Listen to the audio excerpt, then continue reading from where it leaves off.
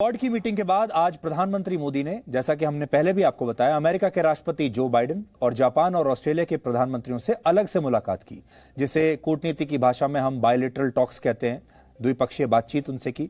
Joe Biden के साथ हुई इस मुलाकात में प्रधानमंत्री मोदी ने व्यापार और रक्षा समझौतों पर जोर दिया और इस दौरान जो बाइडेन ने कोविड मैनेजमेंट के लिए प्रधानमंत्री मोदी की तारीफ की।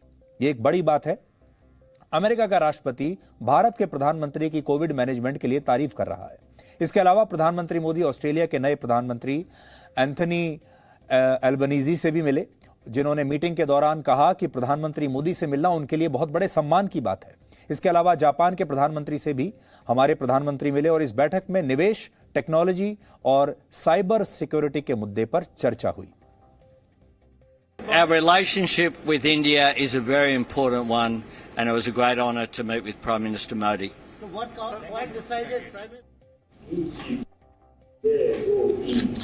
首脳会議では、法の支配の重要性や力による一方的な現状変更への強い反対のメッセージを発出できたこと、大変心強く思います。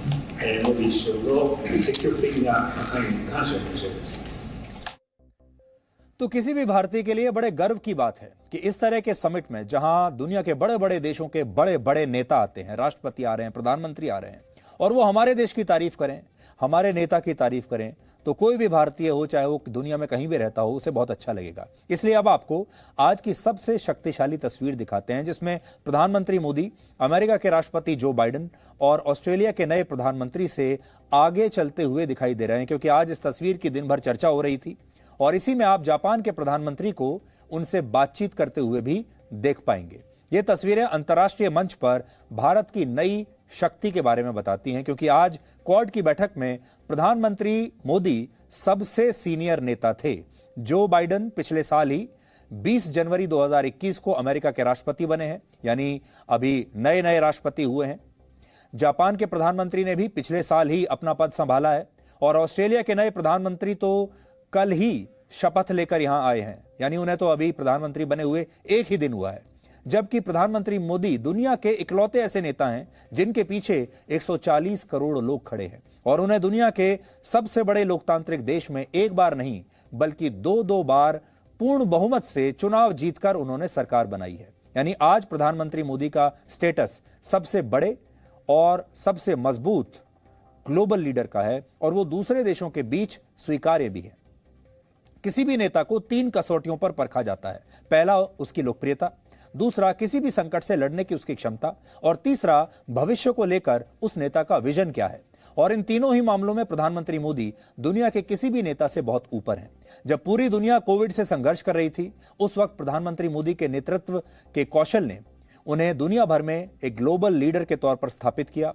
कोविड मैनेजमेंट को लेकर उनकी नीतियों और वैक्सीन को लेकर भारत सरकार के प्रयासों ने उनकी विश्वसनीयता को और बढ़ा दिया है और इसीलिए आज पूरी दुनिया और इस समिट में भी उनकी काफी तारीफ हुई। प्रधानमंत्री मोदी को सबसे बड़ा और मजबूत ग्लोबल लीडर क्यों माना जाता है, यह बात आप इस खबर से भी समझ सकते हैं। आज प्रधानमंत्री मोदी ने जापान के 1-2 नहीं बल्कि 3 पूर्व प्रधानमंत्रियों से मुलाकात की। वो पहले जापान के पूर्व प्रधानमंत्री योशिहिडे सुगा से मिले। इसके बाद उन्होंने जापान के एक और पूर्व प्रधानमंत्री योशिरो मोरी से मुलाकात की और फिर शिंजो आबे से भी उन्होंने मुलाकात की।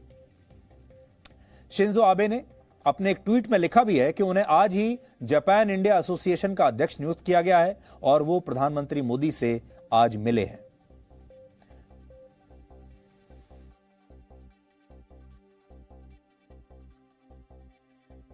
Presenting B News app, available on Google Play and App Store. Download it now.